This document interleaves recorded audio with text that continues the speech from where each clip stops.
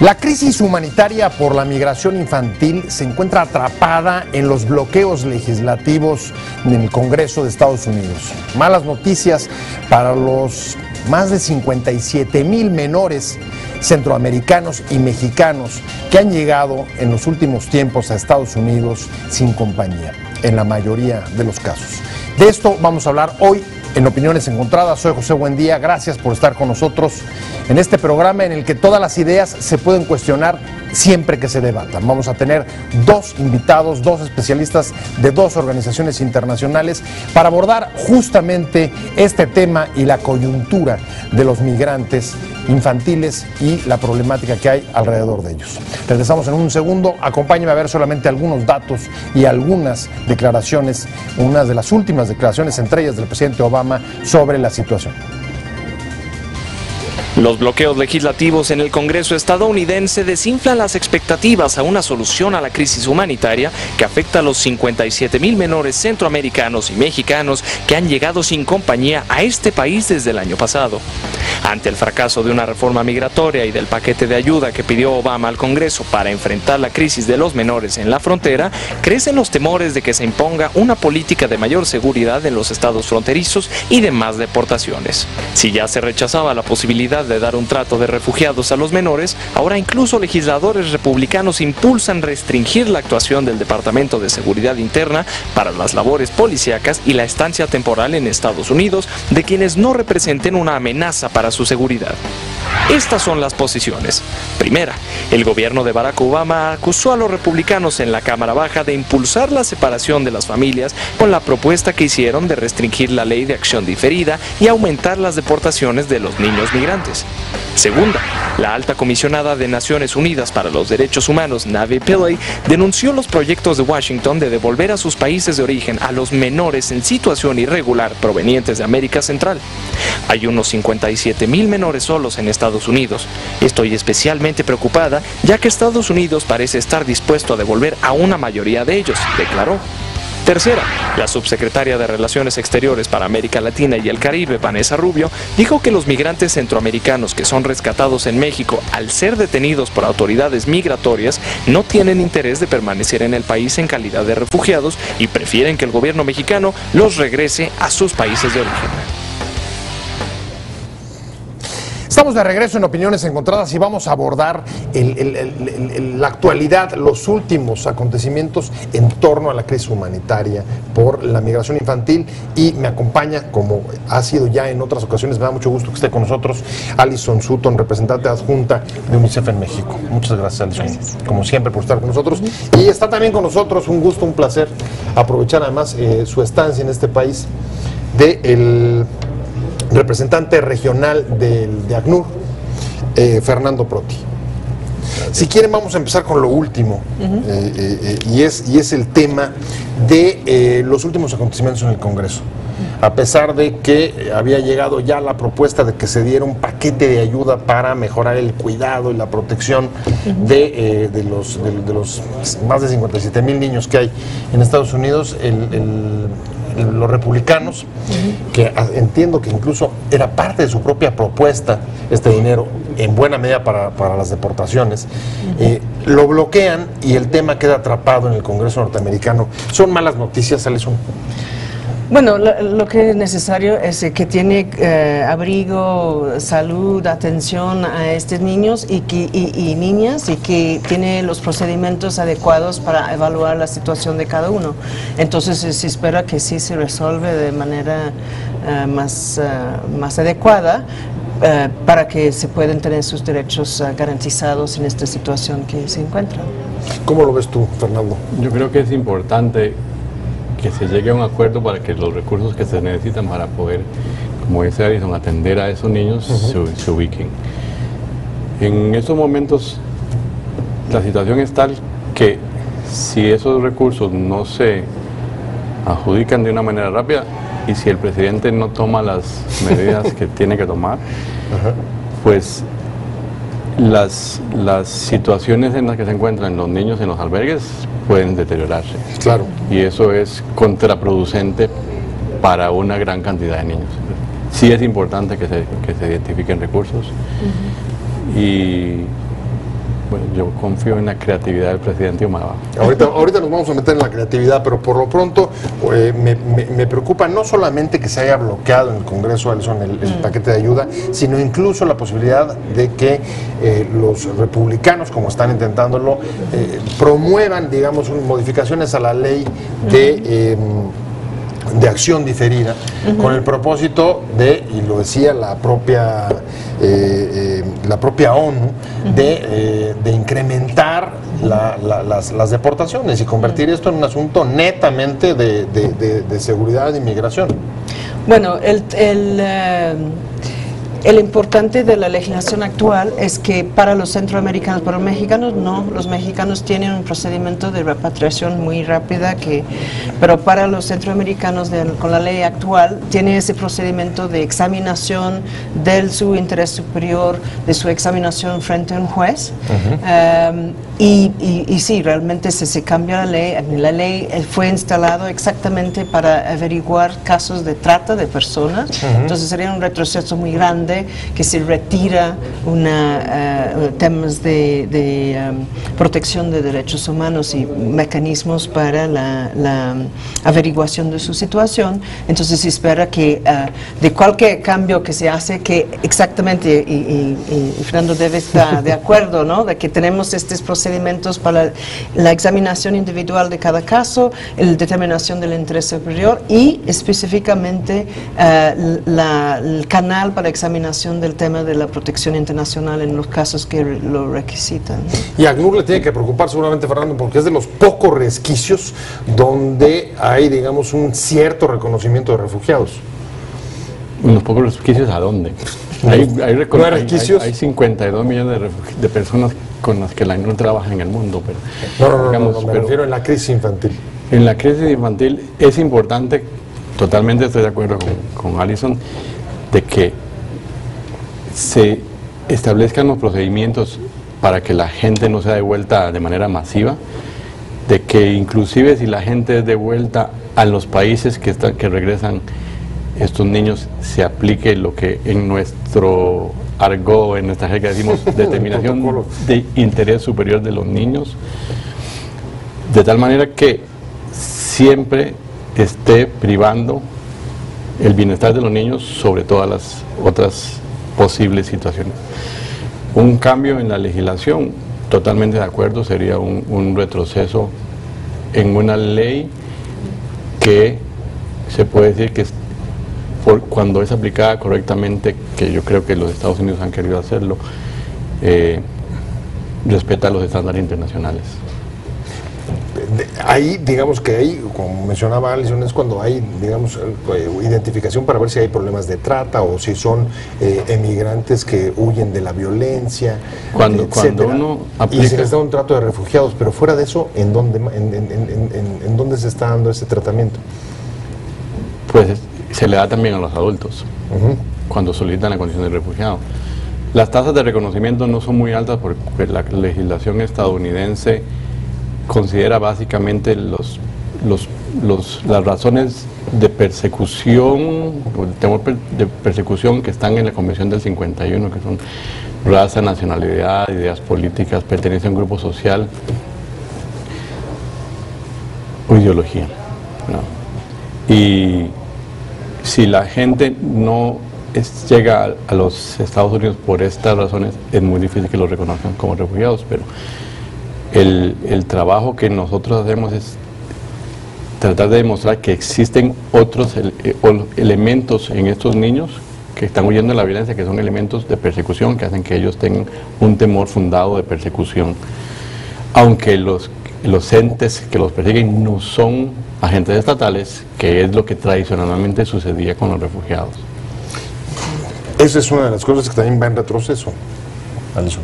No entiendo. O sea, cada vez parece más difícil que reciban la condición de refugiados. Y ahora, si se modificara la ley de acción afirmativa, incluso las estancias temporales que habría, como tú decías, para identificar la situación, etcétera, también se reducirían. Es decir, lejos de avanzar hacia un una consideración del problema desde el lado de los derechos humanos, vamos hacia el lado netamente de seguridad y migración. Bueno, yo pienso que así vamos a confiar que la población americana va a encontrar una forma de respuesta que está de acuerdo con los estándares internacionales, y tenemos que lembrar también que tenemos aquí en México y en los países de origen, todo hace parte de un sistema, de una situación que está provocando esta huir de la violencia, pero también están yendo en busca de reunirse con sus familias. Estamos hablando de situaciones de falta de oportunidades de desarrollo en los países de origen. Entonces, así, siempre se piensa que necesito una respuesta regional, ¿no?, de todos los países. Certamente, nuestras oficinas de UNICEF están todos coordinadas, también de ACNUR, y también entre cada país, los agencias de Naciones Unidas también están coordinando. Tenemos un grupo de coordinación aquí en México con 8 agencias y con mucha cooperación y coordinación entre ACNUR, OIM y UNICEF en particular. Porque el tema es así, de ver así cómo vamos a atender la situación en los países de origen, en los países de tránsito y en los países de destino. Tiene todo, tiene temas de atender, ¿no?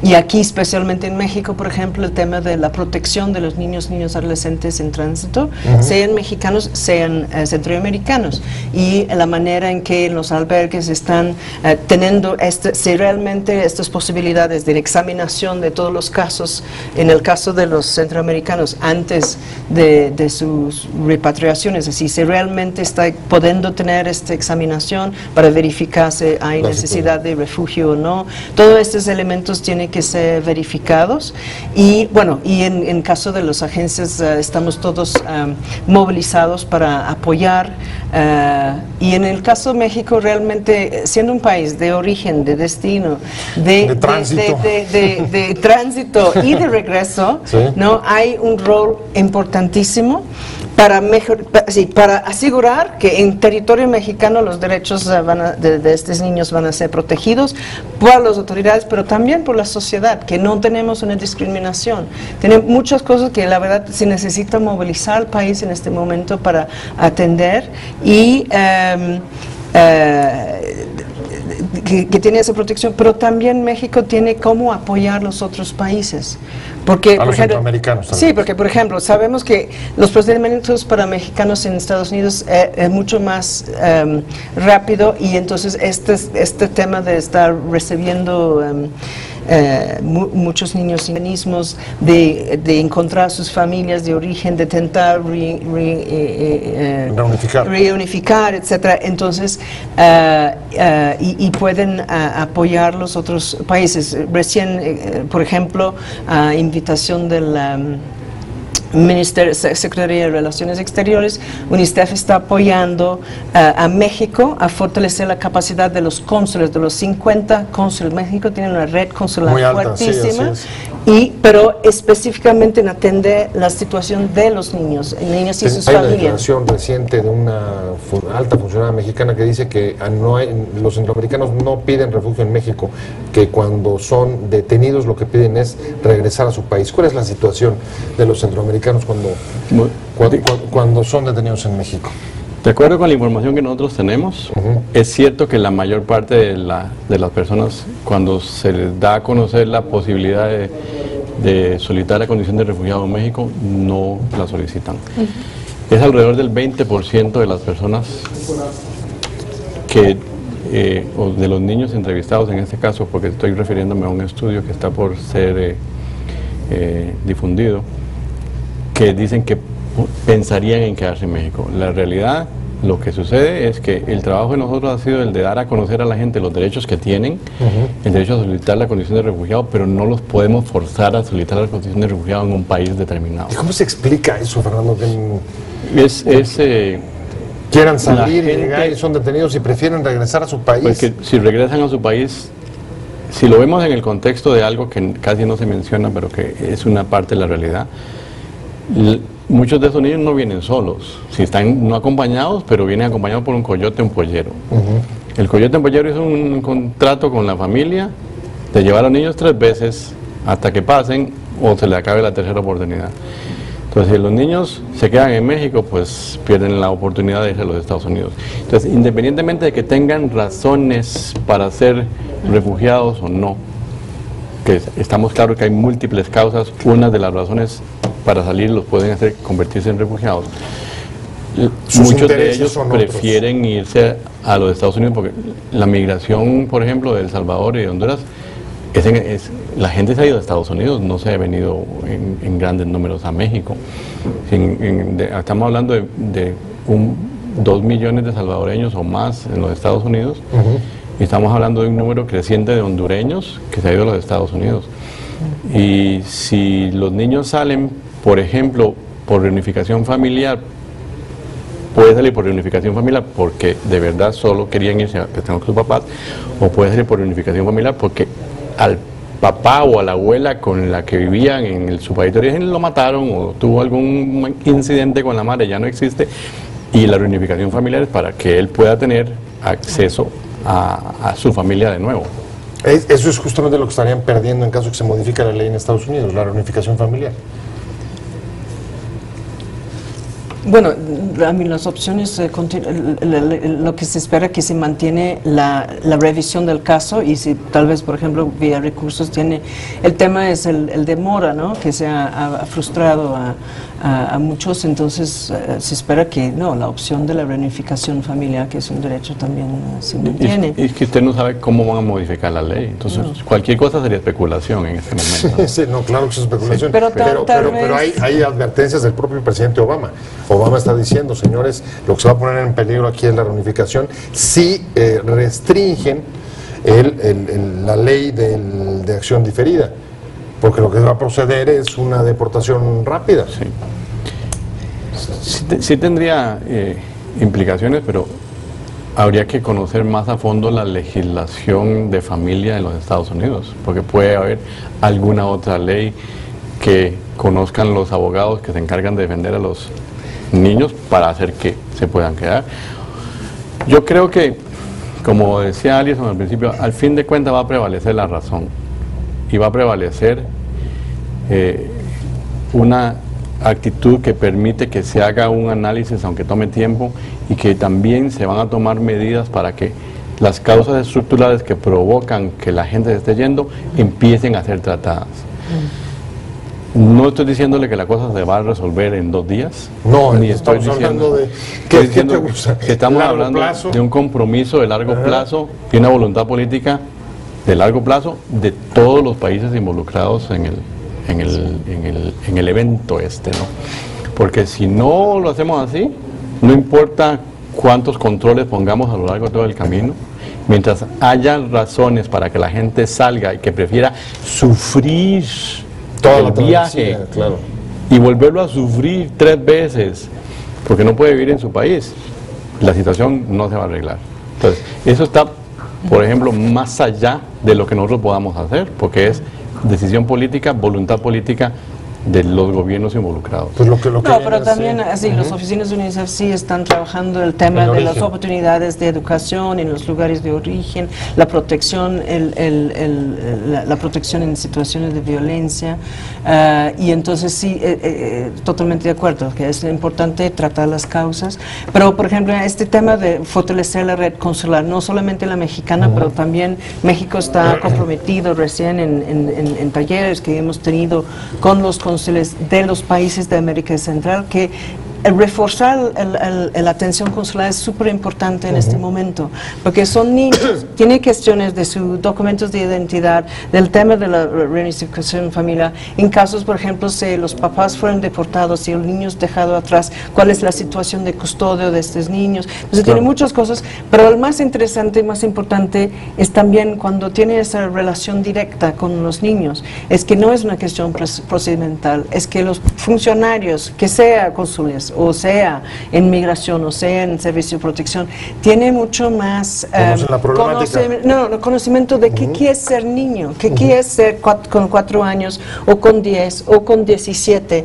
Cada una de esas fases son diferentes y el impacto psicoemocional del viaje, pero también del propio entrevista, es diferente. Entonces, lo que estamos intentando hacer es fortalecer las herramientas de oficiales en los consulados, pero también en diferentes, para poder así tener una relación mucho más focado en los derechos de los niños y la situación inmediata. Y tanto los países como las agencias estarían preparadas, por ejemplo, para un incremento importante de las deportaciones en los próximos meses. Bueno, ¿Han manejado ese escenario? Antes es un escenario nuevo, pero una de las cosas que los países necesitan es fortalecer sus sistemas de protección de infancia en general, ¿no?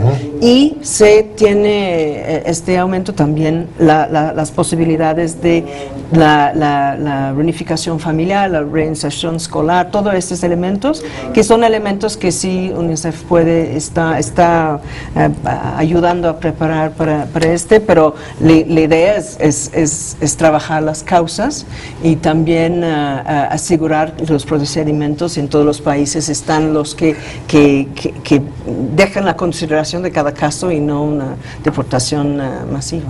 Yo le agregaría, Claro. que es importante también en ese sentido que se tenga la capacidad financiera para que los cónsules se puedan mover. Claro. Por ejemplo, en los casos nuestros, cuando sucede algo que no sucedía en los tiempos de la Guerra Fría, en que los cónsules no podían hablar con los que solicitan la condición de refugiado porque los agentes de persecución eran estatales. Ahora los agentes de persecución no estatales, los cónsules pueden tratar de defender a la gente que es refugiado o que cree que puede ser refugiado. Pero lo que sucede es que los cónsules no tienen dinero o los cónsules no tienen medios para moverse. Entonces, además de hacer la capacitación y establecer los protocolos, hay que establecer los mecanismos para que esos cónsules se puedan desenvolver y ejecutar sus trabajos. Y eso es a lo que yo me refiero con la necesidad de ir a las causas estructurales, que es, por ejemplo, nada tiene que ver con mi trabajo, pero la recolección de impuestos en los países nuestros es bajísima, entonces los países, por lo tanto, no tienen capacidad de recoger impuestos para financiar a sus cónsules. Hablando en muy interesante, claro. La Comisión Permanente del Congreso ahora está exactamente examinando la necesidad del presupuesto para atender esa situación en México. Entonces nos entendemos que sí, esta es una cosa importantísima que si examina, prepara un presupuesto para poder, al menos en México, atender, ¿no? Y también examinando la cuestión de la implementación de la Ley de Migración y la Ley de Refugio y Protección Complementaria de 2011 para este rol del legislativo, ¿no? De vigilar la implementación de las leyes que ya existen, ¿no? En qué manera se puede con el presupuesto asegurar su completa implementación. Pues todo eso será a partir de septiembre, lo del presupuesto en México, y ver si finalmente el presidente Obama toma la decisión de gobernar por decreto, pero eso ya lo veremos. Hay algo que yo espero, estamos yéndonos, Fernando, si quieres un comentario final. Pequeñito, no nos olvidemos de la cooperación sur-sur. México es el hermano mayor de Centroamérica. México es el país con más recursos de Mesoamérica y México puede ayudar con los recursos que tiene a lidiar con las causas estructurales, porque tiene instituciones recientemente creadas como el AMEXIT que pueden ser muy útiles para contribuir en la solución de largo plazo del problema. Bueno, pues lo discutiremos la próxima vez que pases por México, espero que sea próximamente, para poder darle seguimiento y entrarle a esta cosa esta última parte que se nos quedó un poco más corta. Muchas gracias, Alison, muchas gracias por haber estado. Nosotros también estamos movilizando una campaña de recaudación para poder movilizar recursos para apoyar en todas esas acciones de atención psicosocial y fortalecer la capacidad de respuesta en México, pero también en Honduras, Guatemala y El Salvador. Pues ahí lo tiene, vamos a seguir sobre este tema, las agencias empiezan a movilizar, hay todavía mucho que ver sobre esta problemática que no se va a resolver ni fácil ni rápido. Muchas gracias, Fernando Proti, por haber estado con nosotros, representante regional de ACNUR en América Latina, y como siempre, muchas gracias, Alison Sutton de UNICEF. Muchas gracias. Te invitamos a seguir cuestionando la información con los siguientes videos.